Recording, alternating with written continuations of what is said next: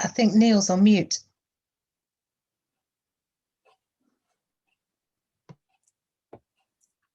You're on mute, Neil. Good spot. Thank you very much. That's a £5 fine to start off with. Excellent. So Matt's in charge of the slides. So if you could just move on to the next one for me, please, that would be great. Thank you. So we've had a bit of a restructure. There were 7 of me formerly. Now there's only 4 of us, and hopefully you will be able to see my region, which is now in blue. The facilities department is split into 3 distinct areas now, as we have our own department. So we have the planning, which is a recreational game and professional game, which is headed up by a guy called Dan Musson. The investment team, which is headed up by Claire Gooch, and the services team, which covers health and safety, sustainability and procurement, which is headed up by Dr. Ian James, who is a fine turf specialist, who was previously with TGMS. Thank you, Matt. So how do you get from this, which is a demolition of a previous club that took 4 years to get to that? A fully state-of-the-art pavilion, which was completed last year, with lots of sustainability with it as well. The stages that we would encourage you to look at, and the rest of the slides are quite detailed, and Matt has already said to you that he will be sending those out to you. So that would be good for you to have a good read of. Important that before you embark on any project, the stages are understood and considered. In our new Creating Welcoming Environments Guide, which should be published mid to end of March, stages 1 and 2 are covered. And having a facilities master plan covering everything from the pavilion to the machinery can be useful. Thanks, Matt. Your master plan. Climate is having a bigger impact now on cricket, notably in the southwestern Wales and other parts of the country. Nearby housing developments and the danger of bull strike is also an issue as we start to build more houses. Have a timely plan that is linked to availability, funding, and is realistic. Thanks, Matt. Organising your project team. Do have people with these skills in your committee or wider membership. A team of 6 to 7 tends to work okay, but ideally led by 1 or 2 people, but very much will depend on the nature of your project. For those of you who know Excel very well, a Gantt chart is a useful tool to use to highlight timings of key steps along the way. Thanks, Matt. This I found very useful when working with clubs, both from a club market development perspective and also from a facilities perspective as well too. Stakeholder engagement is a very, very important step. This model can help you to focus on key areas: club membership, youth and juniors, neighbours, parish councils, local MPs, whoever you can think of. Thanks, Matt.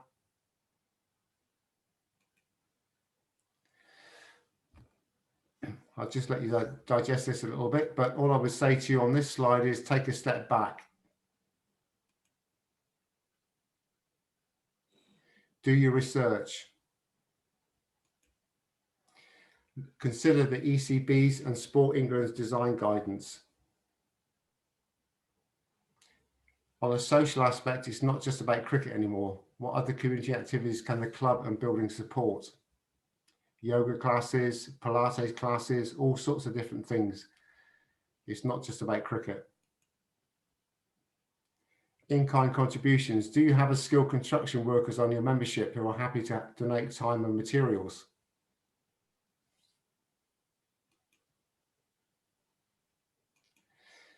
Sinking funds often get overlooked, especially for practice facilities. At some stage, they will need to be repaired, usually between 8 to 10 years after a build. So make sure that you set some money aside for that process. But fundamentally, a robust business plan is important to underpin what you want to achieve short, medium, and long term. Thanks, Matt.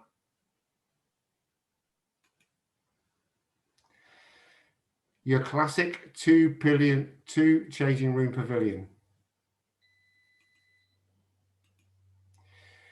We as a sport are moving towards gender neutral culture. Male, females, doesn't matter anymore. It's all about being gender neutral.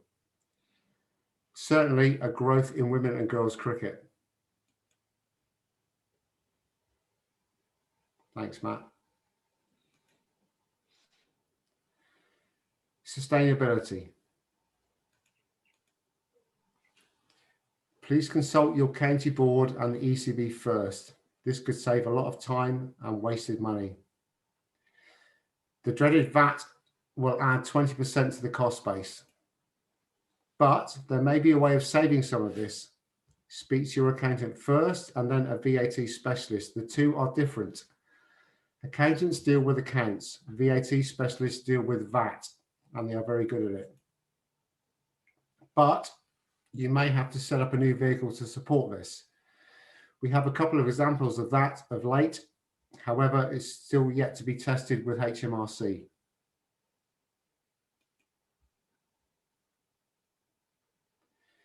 In terms of executing the project, a tender analysis is important, and who you choose to go with isn't always driven by price. Consider their track record, appropriate experience, recommendations, talk to other people, have the knowledge of what they've done before. Good construction project management skills are also very important, especially when it comes to pavilion projects. Each funder will have different paperwork and processes for claiming. Make sure you are clear on their requirements. Ours are different to Sport England's, will be different to other more local grants providers. Thanks, Matt. From experience, having built properties myself, walk the building with the contractor and look at absolutely everything when it comes to snagging. For those of you who don't know what snagging is, it's looking at the little detriments, the little things that aren't quite right in terms of the build. Make a list and write it all down. New buildings can seem daunting for cleaning, especially if larger than before. A number of projects that we've done with brand new shiny pavilions, the cleaners have gone, this is far too big for us. We're not too keen on it. So make sure that they are involved along the journey. As I mentioned earlier, set up a sink fund for practice nets and non-turf facilities because they will need to be replaced at some stage. And if doing some publicity, then please share it with us before publishing, as we would like to have a look at it, oversee it, and make sure that it's okay. And if anything else, we can add some value to that process. I thought it would be useful for you to see some quick examples of projects that I've been involved in. As you'll see, each are different, and our support from the ECB perspective is varied. Behind this, there's a lot of support from me, but my time is free and I can't part as a project team. As you'll see from case one on the left, at the top left, 19 sources of funding were sought. That takes time and dedication and a real focused effort.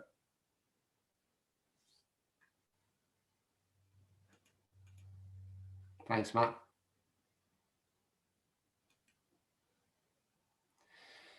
Matt asked me earlier to have a chat with you all tonight about some common pitfalls that we come across from an ECB perspective, and also from the Somerset Cricket Board as well. So, starting from the top, tenure. Tenure means your ownership of the site. We've had cases where it's freehold, but the club couldn't locate the deeds. So they have to go to the land registry, and this takes a lot of time and additional cost to do as well.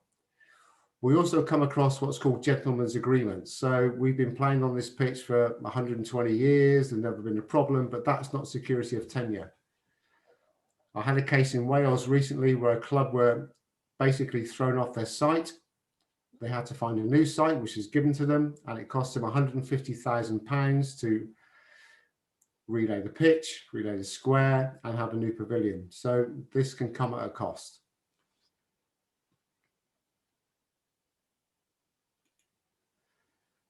Pavilions. No design consultation with the ECB or county board pre-planning. We have a number of occasions whereby planning lands on our desk via Sport England, who are a statutory consultee, where design is not compliant with what we need as a national governing body, and we then have to object or go back to the club and ask them to redraw or redesign everything that they're looking for. That's a very big source of frustration, not only for the club, but also for us. And also bear in mind that any multi-story building has to comply with Sport England's accessibility guidance, now referenced in Building Regulations Part N. Vertical accessibility should include a passenger lift, not platform, under Sport England guidance.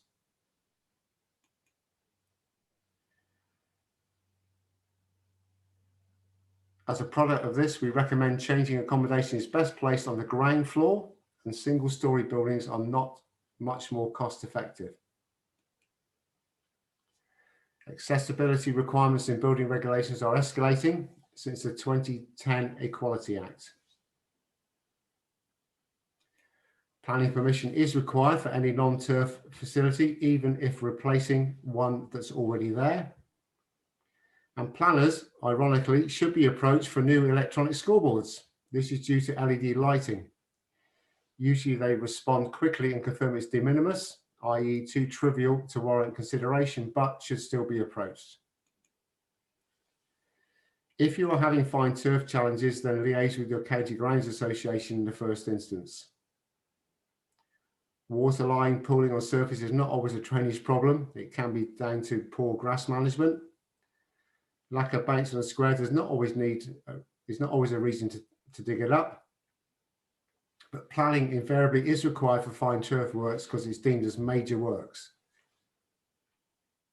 Approach us first for funding before you start a project, because no one will fund a project retrospectively. Thanks, Matt.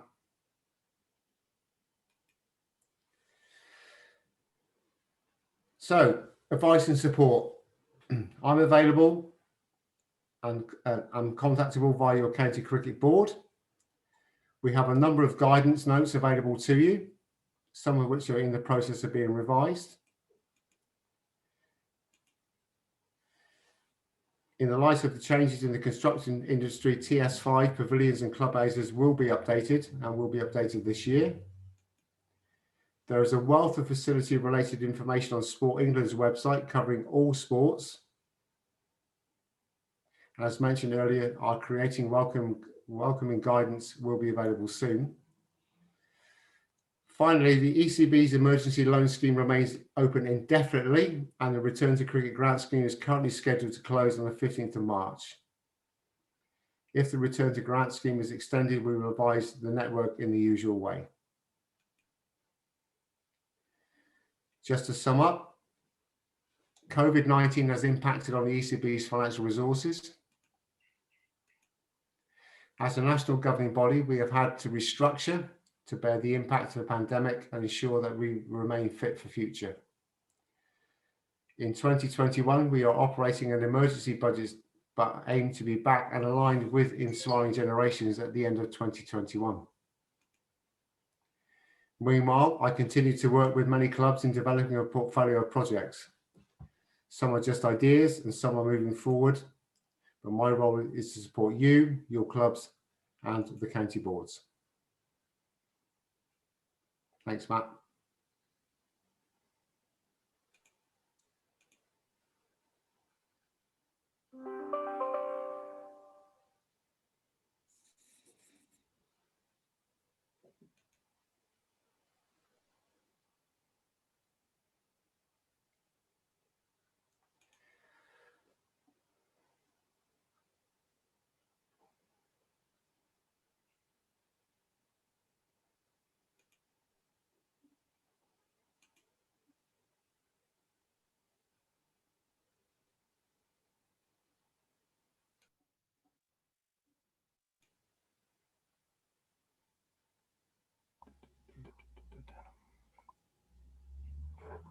Right, thanks, Neil. Just on the current slide which we've got at the moment, we've just got there's a couple of other things on what the future is.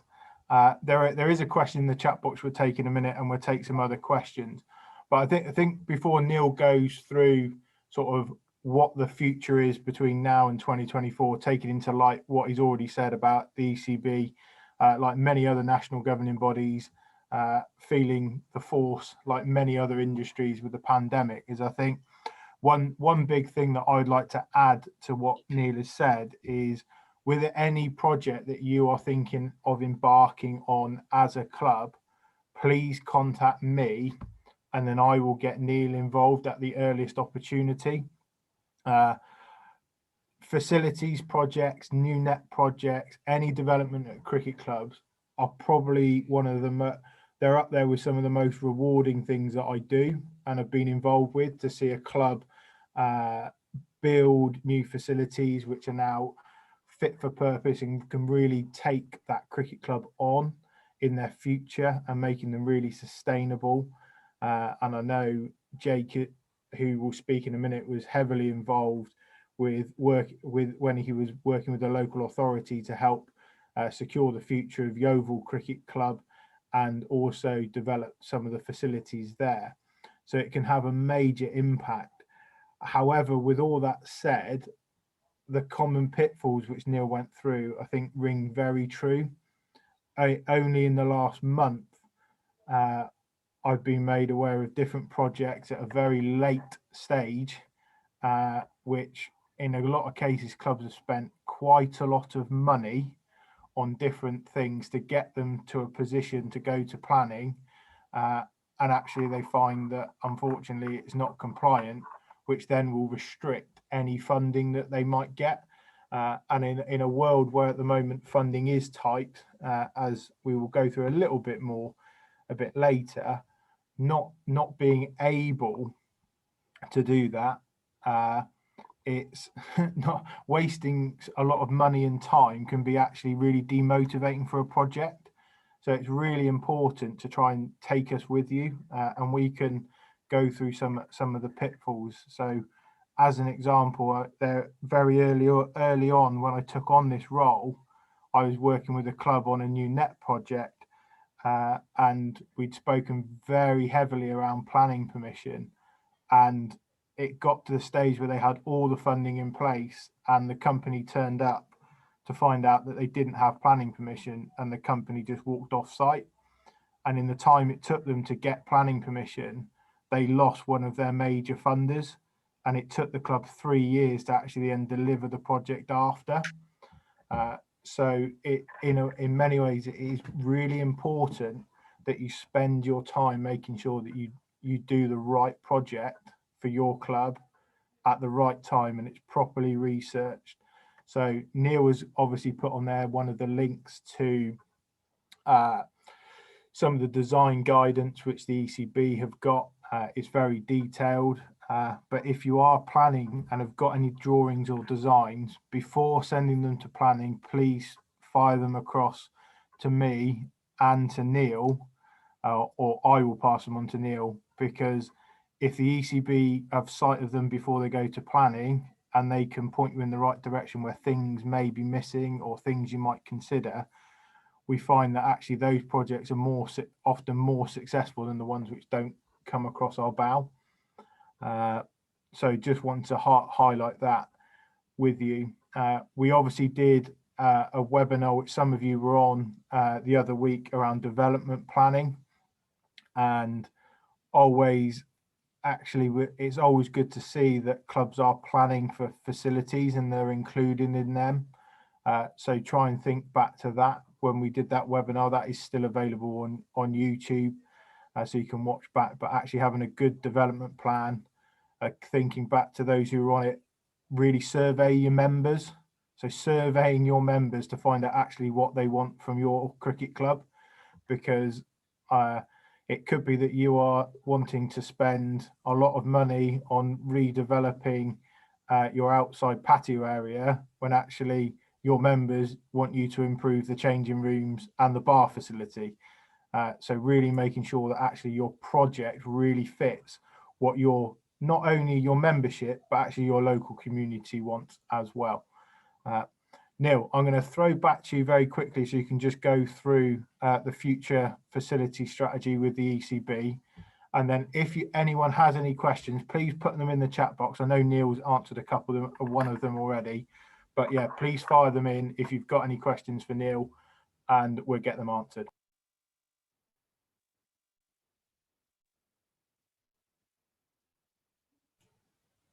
Thanks, Matt. I'm just responding to a couple of questions as well at the same time. Okay, so moving forward, we've taken a big hit this year, last year and into this year, as you're all aware, and there's been an ECB announcement on our website today about Bojo's, Mr. Johnson's announcements yesterday, and hopefully cricket will be back in time for our season to start this year. Inspiring Generations is our main strategy. If you've not had a chance to read it, I do commend it to you because it is very good.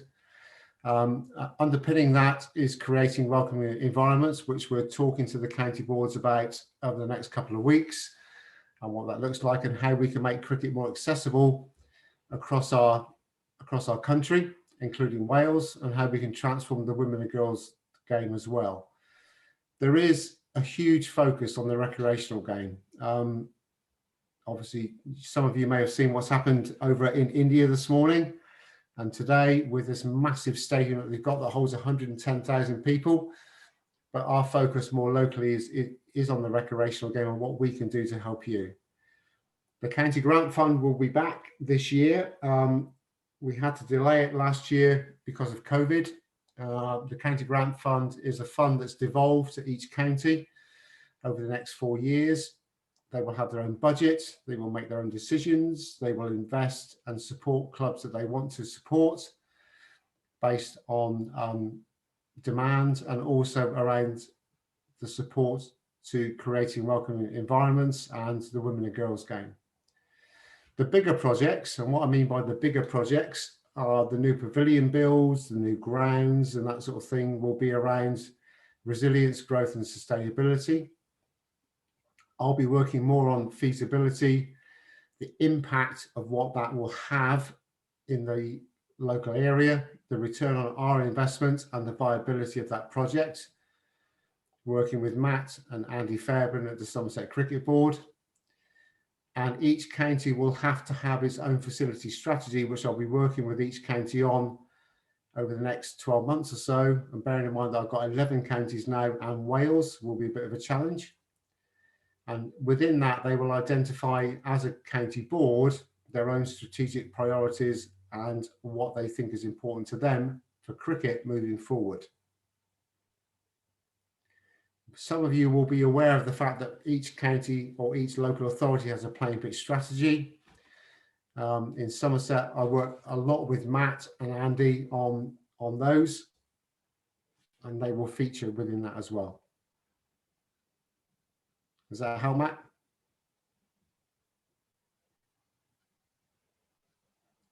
That must be, because that's my last slide. Yeah, that's your last one. We have one question in: how can the ECB help with multi-sport community development? Yeah, I'm just responding to Pauline, and I'll get to that one to Heather as well.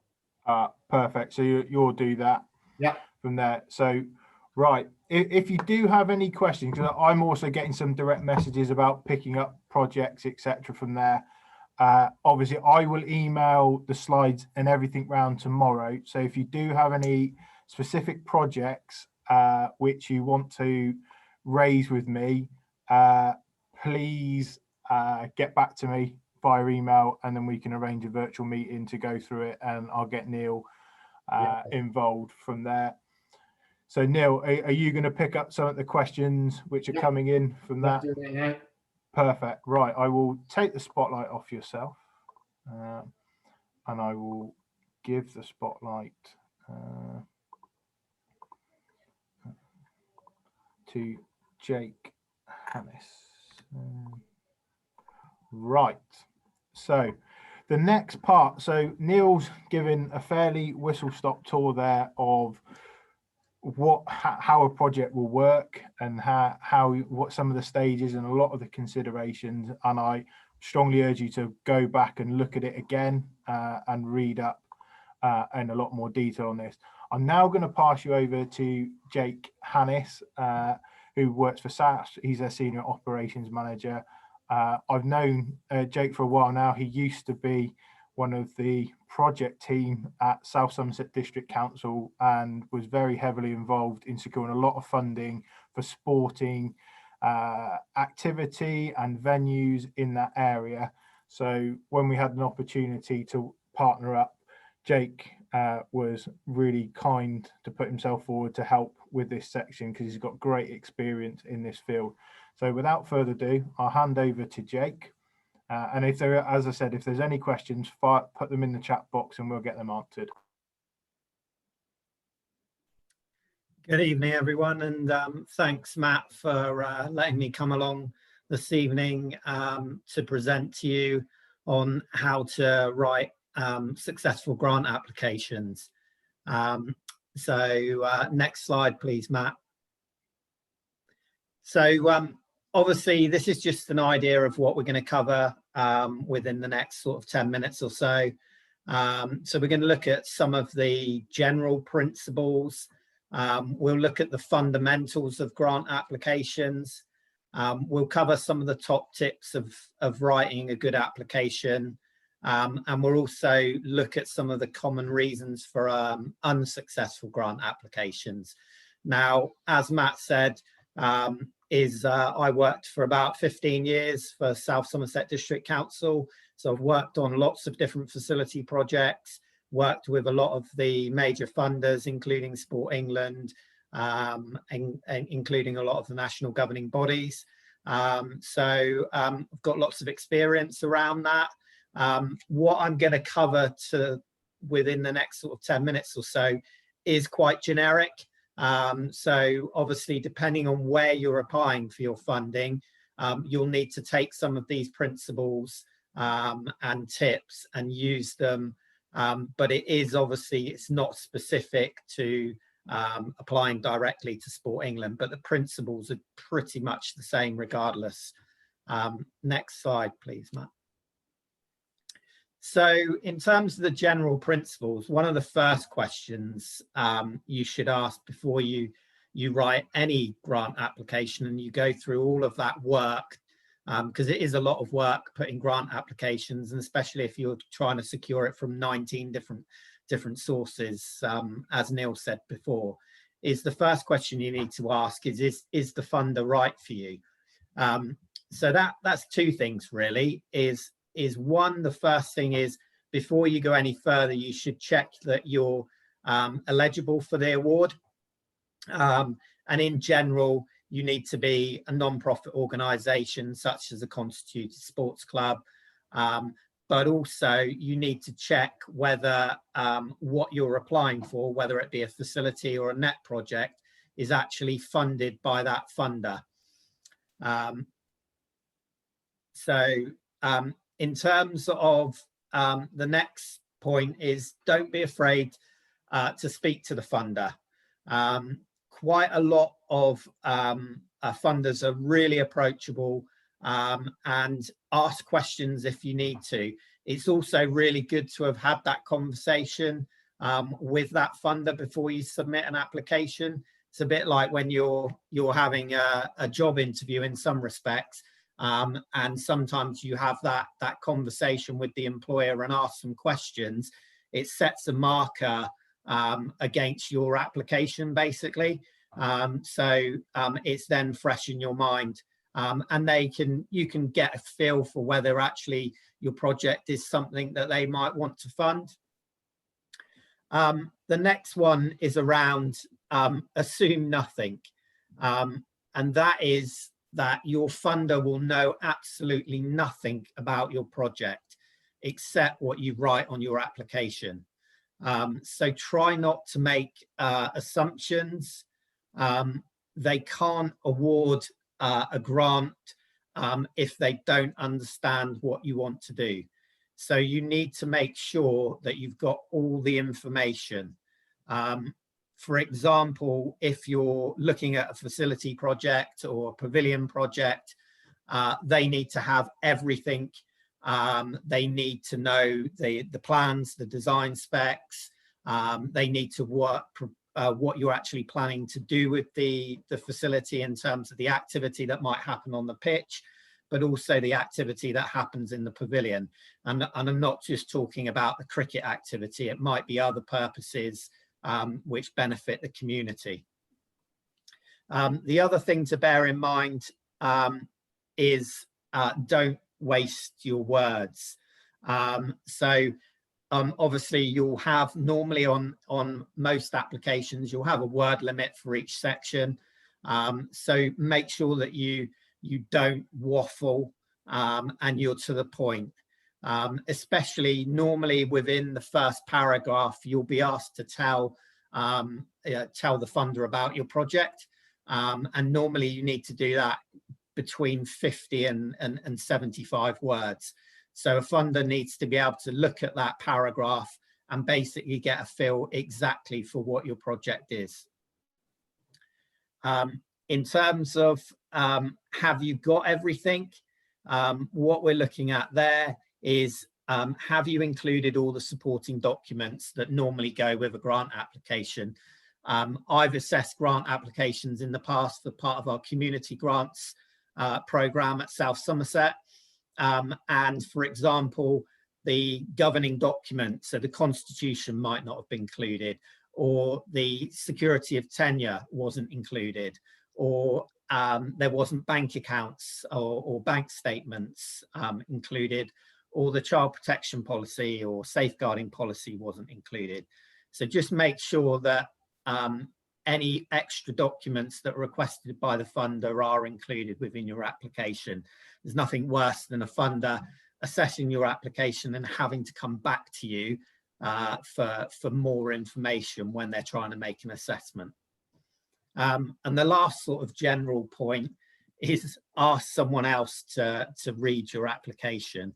And this is really important, especially if you're the only person who's put together the application, because ultimately you will know what your project is about and you will get a good feel for it. Try and give it to someone who doesn't know your project and get them to read it to see if it makes sense. Next slide, please. So in this particular, or the next sort of section, we're going to just look at the fundamentals. And every grant application, what's requested is normally different. But you can guarantee that two of the things that will always be asked is, why is your project needed? And the second one is normally around something about what impact your project will make. So we're just going to look at each one of those in a bit more detail.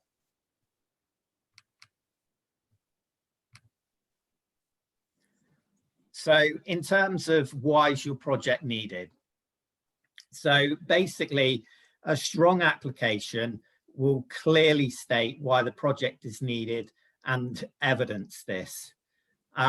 So normally so if you're looking at a pavilion project, for example, you may include photos of your current pavilion. It may be that it's been condemned, or it's not adequate to meet your needs. So you need to make sure that you clearly state that within your need section of the project. And obviously you need to evidence that as well. Then any research that supports the need for your project and sets the wider context.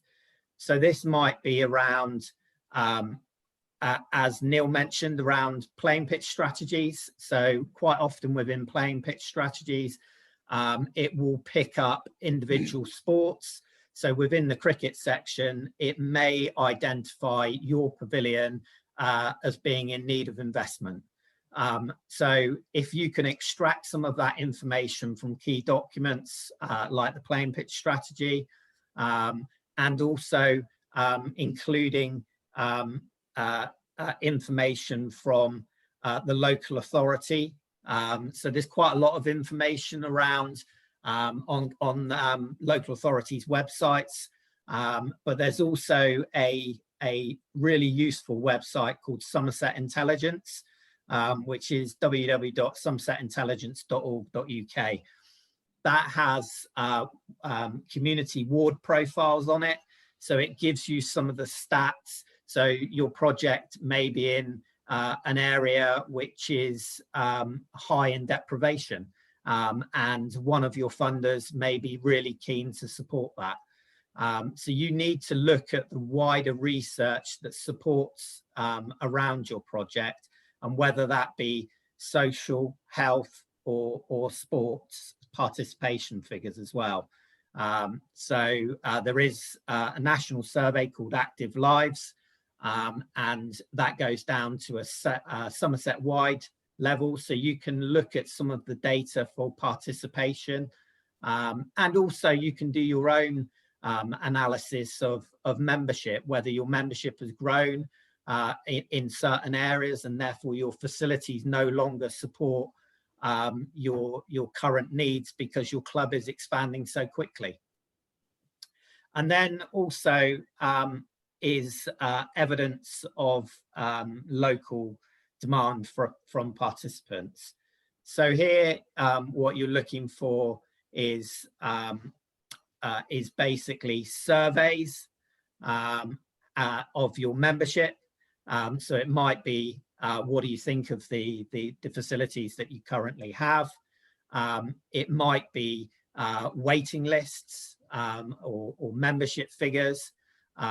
It might be bookings for potential to show that there's demand for your facility, as within the community there's no other community facility, and therefore you're supporting the community in terms of the facilities available.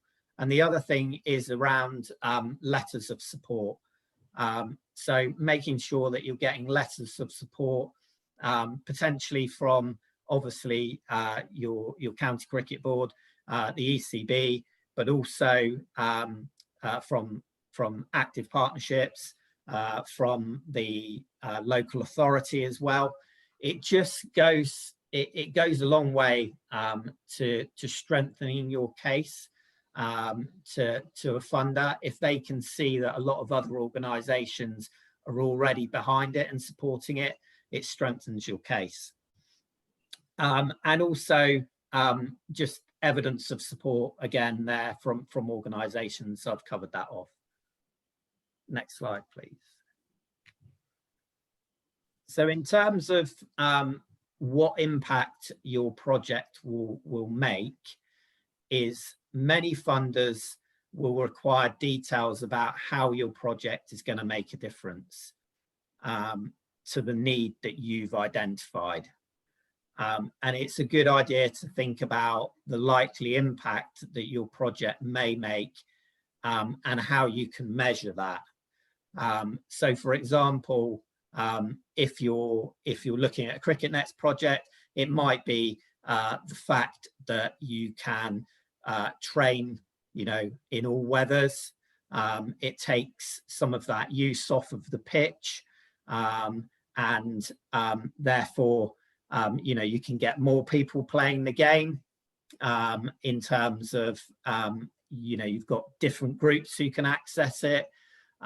You've got different, you could be uniform groups that actually access your net facilities as well. And also, everything is measurable. And basically, the thing there is around, otherwise, how will you know if you've achieved what you've set out to do? And in terms of impact, we normally talk about two things. One of them is around outputs, so essentially what you do. And here, what we're looking for is what you actually do, what you actually provide, and to what extent. So it might be that you have 4 events planned per year, with the expectation that you're going to attract 50 people to each event. And in terms of outcomes, it's about what you aim to get. So what has been achieved as a result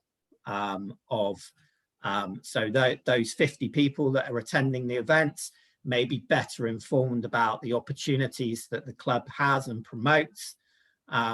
And also outcomes need to be SMART as well, so specific, measurable, achievable, realistic, and time-bound.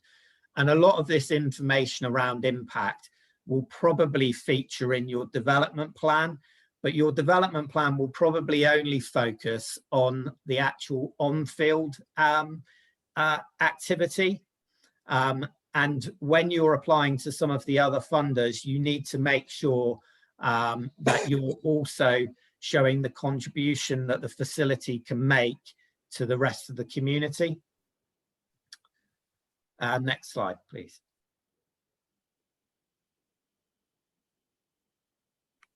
So we're just moving on to the top tips for writing a good grant application. And so these are just a few. So the first one is to have a clear outline of the project and know exactly what you want to do. So when I talked about that 50 to 75 words, is you need to be able to describe the project within that amount of words so a funder can see straight away exactly what it is.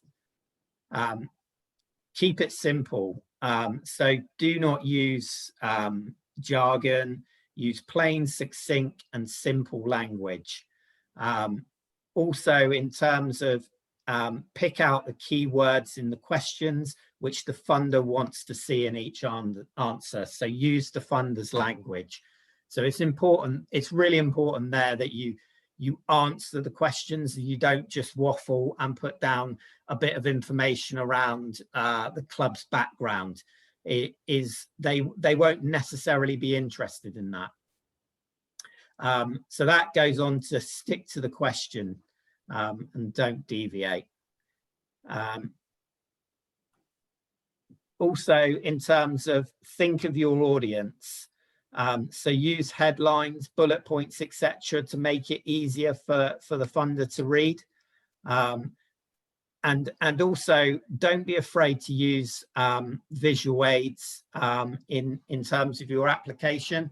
So I've seen quite a few organizations and clubs probably within the last sort of 5 years that have used drones to video their current facilities and done a fly through of the current facilities so that they can really give an idea of exactly what the project is going to look like. Also using photographs so that you can pull on the emotions and show the difference that the investment will make.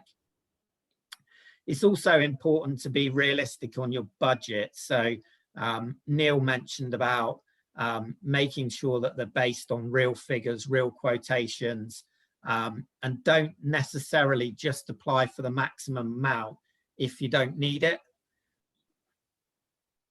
Also, in terms of read it aloud to someone else to see if they understand what you're asking for. So that was more on the general principles as well. Next slide, please. So just going to look at some of the common reasons for unsuccessful applications. And the first one there with regards to it doesn't meet the criteria is simply that the funder has set out within their criteria that they fund a particular thing. So it might be that they don't fund facilities and the applicant has applied to them and basically they don't meet the criteria.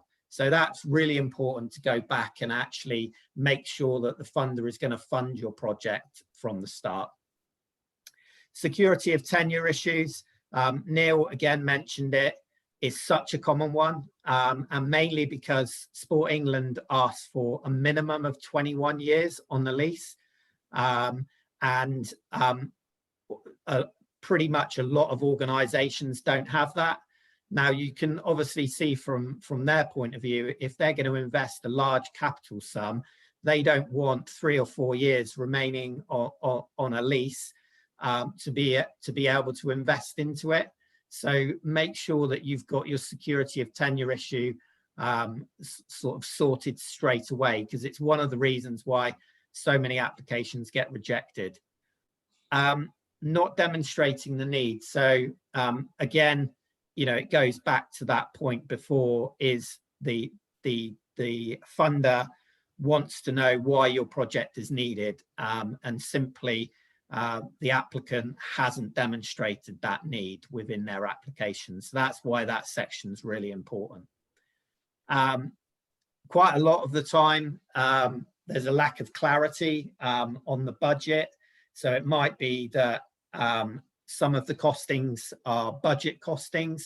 There isn't a full specification within the application. So, you know, there's no clarity in terms of the budget. And when you're investing the sums of money that we're talking about, especially on facilities, you know, you need to be absolutely spot on with your budget. Lack of support.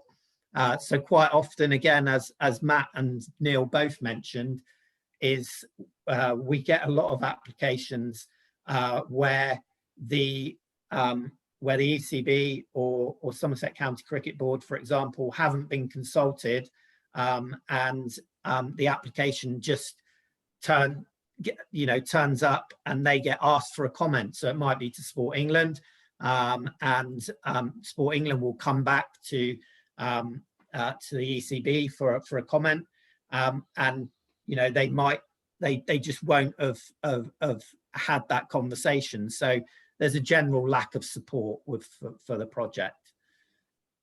The next one around doesn't meet the design guidance. See it quite a lot. Obviously, Sport England have their own design guidance, which Neil mentioned. The ECB have obviously got theirs as well. And we see it time and time again that projects just don't meet the guidance, and therefore they just can't invest into them. Poor value for money.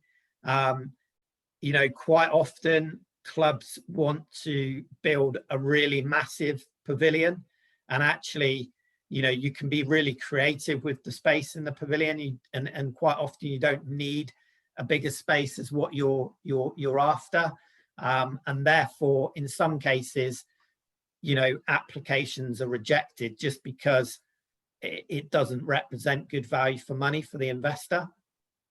And the final one there is around sustainability. Excuse me. And this point is around exactly what Neil said about sinking funds. So there, what you need to make sure is that you're covered off within your application is how you plan to put money aside on an annual basis for the future replacement of a facility. Because if you can't do that and can't show that, then ultimately the funder just won't want to invest in your project. And I think that might be it. Thanks for listening.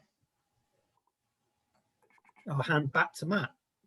Thanks, Jake. So we've had, there's just been 2 questions which come in.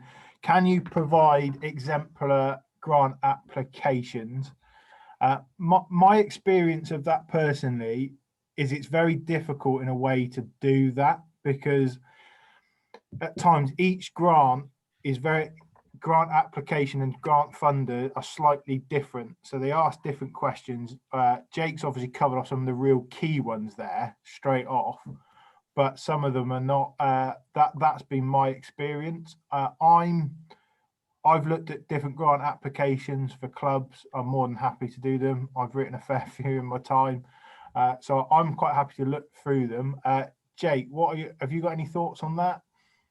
Yeah, I mean, I think the danger with that is that you then don't, I mean, every facility project is quite different, and I think I think you can get into the trap of basically simply just copying an application, and then the applicant, if they've already applied to a particular funder, then it feels to the funder when they're assessing it that they've already seen that application before. So I think you do need to make sure that you put that time into making it your project. And I think, obviously there's Matt and Neil around in terms of the ECB and the county, who can help, look at your applications to make sure that it's pitched at the right sort of level. No, perfect. I back that up. There's a big danger of it. It's copy and paste, and you want your application to stand out, and you want to make sure that yours stands out because it's unique to you. Just another question, and they sort of follow on to each other. There are quite a few companies out there offering to make grant applications to funder on your behalf. What value do they add, and what are the cons apart from having to pay a fee, of course? And there's a follow-on to add to that question. How do consultants get paid as a straight percentage from grants raised or another way? I think my experience with people who find grants, I found people's experience to be very hit and miss. Some have done very well out of it, but obviously there is a cost because they take a percentage from it. And some grants actually don't like that.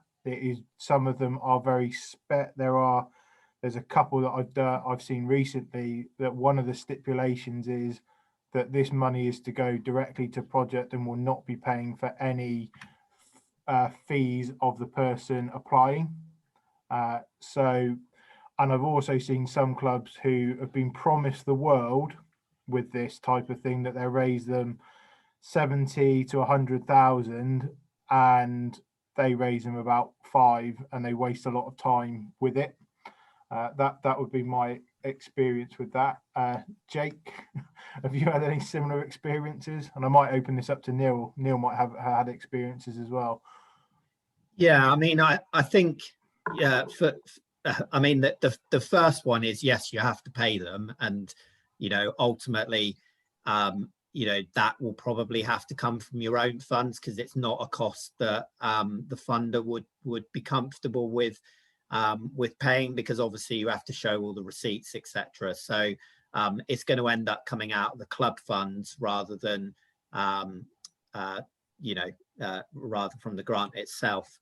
I think my general sort of experience around this is some are really useful at being able to identify the funds that you might not have considered, but also they don't, it's quite hard to get a feel for your project, because they're not part of your club. They don't, you can tell them, but actually there's nothing like the passion that comes from you guys as volunteers within those clubs and being able to sell your project to people.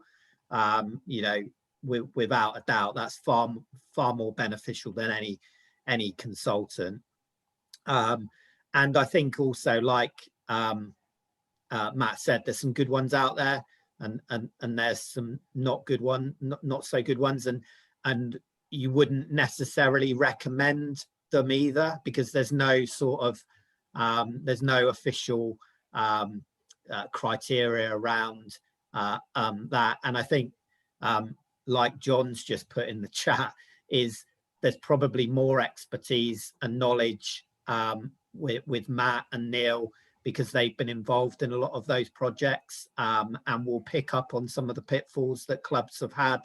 And where like, for example, those 19 sources from one of those projects that Neil put on there, have a chat with Neil to find out where those 19 sources were, because is once they funded a project once, that the criteria, and they'll fund that type of project again. So absolutely, I would say it's a bit hit and miss.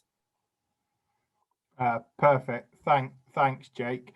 The next question which has come in, I will probably just cover in my next slide. So I will, if I don't answer it in the next 5 minutes, I will go from there. But thanks for that, Jake, and thanks for your input.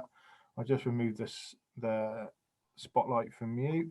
Right, I'm very conscious of time, but I think it's very important that we've talked to you about how to deliver a project. We've talked to you about how to write a grant, but we haven't actually told you where there is money available. So Neil picked up on this slightly at the start around some of the COVID funding with the ECB, but I'm sure a lot of you have already seen this, that there has been lots of money available for clubs and organisation for COVID support.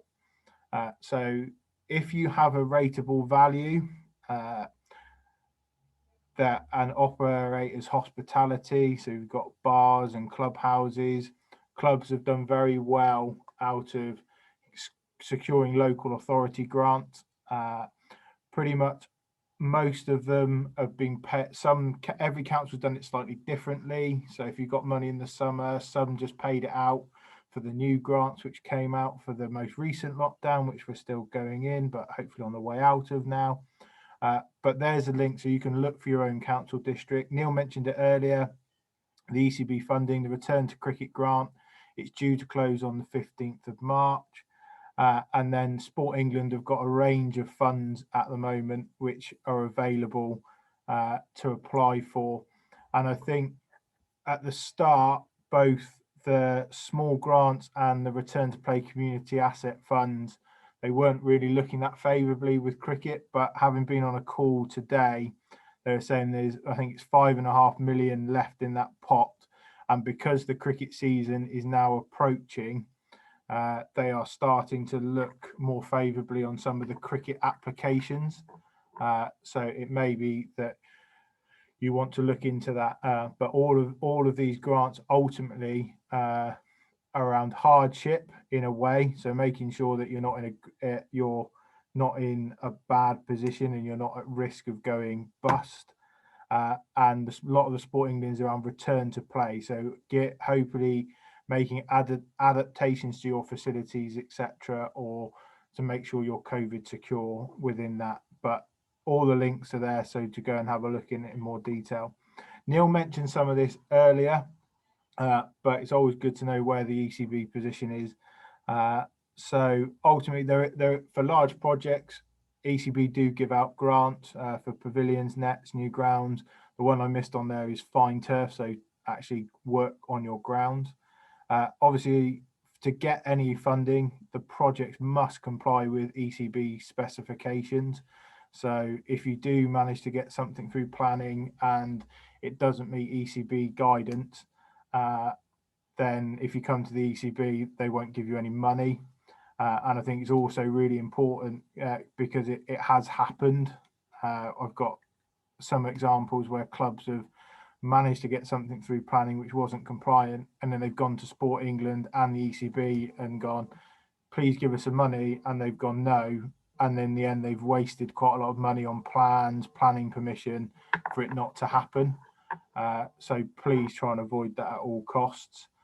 I think with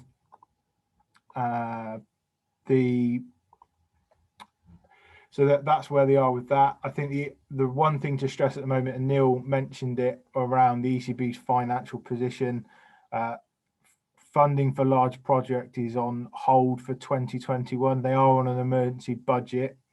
But hope from 2022, with hopefully the world going back to a new normal, the plan is there to be funding available for these types of projects again. You may have seen the ECB and LV Insurance Funds Runs project.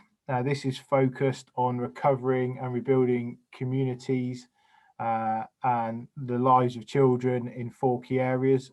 So main focus is areas of deprivation, trying to diversify your community, disability groups, and women and girls program. The key with this is the money that you would get from this is to offer free cricket opportunities. So it couldn't be that you get this funding and then you charge people for it. The ECB County Grant Scheme, Neil mentioned this, and for those who did some of our roadshows last year, we were all building up to it launching, and then obviously COVID hit and everything got put on the back burner. But this is due to launch in April. We have a budget as a county, I believe it's about 170,000 for this year, although Neil might correct me on that at any point.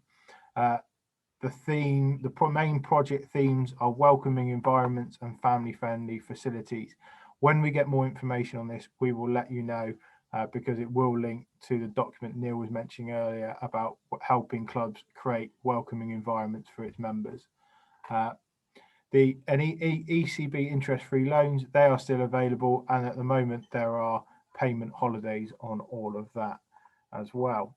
The next one, so obviously with COVID hitting, a lot of funders, like everyone else, has taken a hit. So some normal funders are currently on hold and are not happening. Some funders have diverted all their time into supporting projects and which are related to COVID. So I have put this statement on here, so some of these may change, that they might not be open at the moment for COVID, but some of the ones which are, so I've tried to pick those out. So landfill, Vidivador Credit, Suez and Biffa, they are all still opening and they are funding projects. They have done throughout. National Lottery Awards for All, that has had COVID, but it is now starting to accept other applications. Hinkley Point, the Hinkley mitigation, they've got two main pots which can apply for most people. The various different ones which are available for through the supermarkets, and then I've just put a couple of different charitable trusts on there. They might only be small pots. It is also worth looking on your local authority website. I know South Somerset do have a small grant program which is very well organised and has given money to cricket in the past. Obviously some of the local authority monies may at the moment not be available for wider stuff, but one of the things that Jake mentioned earlier around playing pitch strategies, that one of the advantages of playing pitch strategies are it does try and help secure money from development. So house builds going in. So generally, if there is a house build going in, the councils do look to secure a pot of money to reinvest in projects for the community, and in some cases they are ring fenced for sport. So it is worth trying to see what's available, and there we can often help with that and try and broker what's available, because we're heavily involved in those processes. But yeah, this will be shared, so please have a look through it. There are different grant finder tools which are out there. So Spark Somerset have got a funding portal with different links to various different funders which are available. The Quartet are exactly the same in North Somerset, but also both the sports partnerships, SAS where Jake works and Westport in the north of our county, they have grant finders on their website. So they do pull up all sorts of different grants from all over the country, but there are some good ones on there, and it is worth just having a look through. And I think another thing which is really taken off is crowdfunding. So loads of different crowdfunding portals out there at the moment, but going back to the Sport England grants which are available at the moment, they've got one which is working in partnership with Crowdfunder, whereas if you can crowdfund with your membership and local community X amount of £1,000 for a project, then if you're successful in meeting a couple of criteria, which is raising a certain percentage of what your target is from a certain number of backers, they will match fund it. And I know in Dorset, Broad Windsor Cricket Club raised a serious amount of money doing that to help fund their ground. But there are other tools out there. Easy fundraising. So a lot of my cricket club, I think we've now raised over £6,000 using this. And obviously with people doing a lot more online shopping, it's good to get your members, get an account set up and get your members on it. And if they go through easy fundraising before doing some of their online shopping, then the easy fundraising will donate a percentage of whatever you've spent to your cricket club. But there are lots of successes with that one. But that is a bit of a whistle-stop tour of what's out there at the moment. It is a little bit sparse at the moment compared to where it has been in previous years, but that is just where we are. And I think I'm not going to tell you stuff which isn't available at the moment on that. Before I just tell you about the upcoming webinars, we've got quite a lot going on. I'm just going to quickly check the chat box to see if anything has come through which hasn't been asked. Thanks. So Neil, the return to cricket grant, presumably you can only apply once. So no, you can apply more than once, but the maximum grant you can have from it is the £3,000. So if you previously had 2,000, you could only apply for a further £1,000 to top it up to what is the maximum fee on that from there. Just very quickly, because I'm conscious that we have gone over an hour, but we have got various other webinars going on over the coming weeks and months. So the Coaches Association, Scott Chappell, my colleague, has managed to create some really good webinars. The first one tomorrow is making most of pre-season with Jason Kerr. He's got further ones with Tom Abel, developing players through competition with all the regional heads of development cricket across the Southwest, and then one specifically on girls cricket with Sophie Luff. Next week, the Grounds Association, which I've been heavily involved with, have got 2 webinars during Grounds Week. Firstly, on Monday, the Grounds Association AGM, but also launching a number of key new services which the association are going to look to roll out starting from next week. But on Thursday, our headline event for that, we have Dr. Ian James, who is the head of facility services at the ECB, but is one of the leading agronomists and turf care management people in the whole world. He has done lots of research. So along with the county groundsman, Scott Hawkins, they're doing a webinar Q&A on pre-season prep. And then our next 2 main webinars for clubs, we've got safeguarding people in cricket, which I really stress is really important that club committee members get on that. So you really understand what safeguarding responsibilities you have as a club. It does go further than just having a safeguarding officer in place.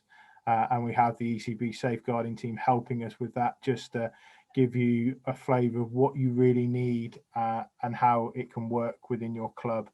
And then as we approach nearer the season, on March the 29th, when we'll all be allowed to do sport again in some format, we've got a webinar on maximising the use of play cricket.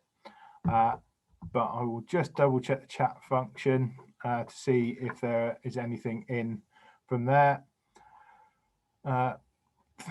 Right, no more questions in there. So I'd like to thank you all for your time. I will get the recording out tomorrow with these slides so you can look back on them. But if you've got any questions which you haven't asked tonight, please ask via email from there. But thank you all for your time. Stay safe, and we will catch up with you soon, hopefully moving outside as we can start moving meeting more people as we move towards the cricket season, hopefully.